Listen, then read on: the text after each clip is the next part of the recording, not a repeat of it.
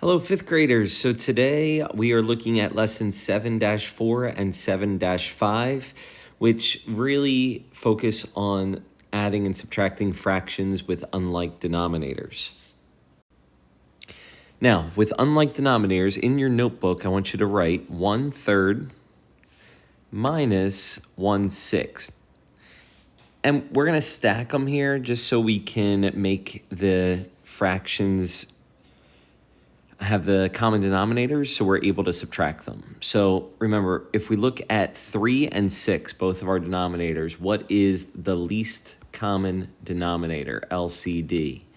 So this one's pretty simple. If we skip count by threes, we could go 3, 6. We could stop there, but if we went a little further, we can see right away that 6 is the smallest common denominator or least common denominator, which means we want each of these to look like a sixth.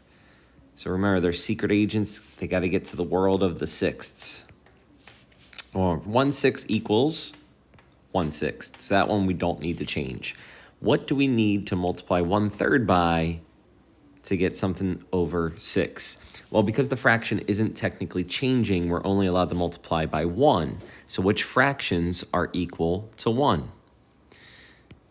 We have 2/2. We have 3/3. We have 4/4.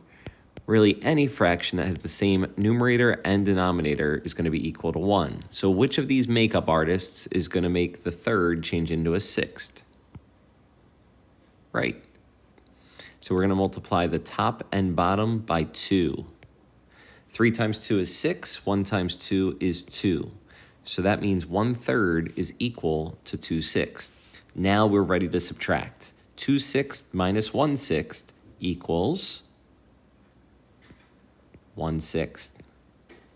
The denominator is always going to stay the same. Now we're going to try an addition problem, but this time we're going to create one where we have to change both denominators. So in your notebook again, let's do 1/12 plus 7/9. And I want you to write it just like this. Put a little gap between the fraction and the equal sign so we have room for the makeup artists to do their work. And now we need to find what? What's our first step? Our first step is to figure out the least common denominator. So what is our denominators? We have 12 and we have 9. So we're going to skip count. We have 12, 24, 36. We have 9, 18, 27, 36. So 36 is the least common denominator. We're going to write that over here. We know both of these fractions need to look like 36ths. So 9 times what will get us 36? Well, I know 9 times 4 is 36. So the makeup artist fraction that's equal to 1 that we're going to use is 4/4. 7 times 4 is 28. Up here, we have 12. How do we get from 12 to 36? I know 12 times 3 is 36. So that makeup artist is going to be 3/3. 12 times 3 is 36. 1 times 3 is 3. Now we can add our 3/36 and 28/36. Well, we know our denominator does what? Our denominator stays the same.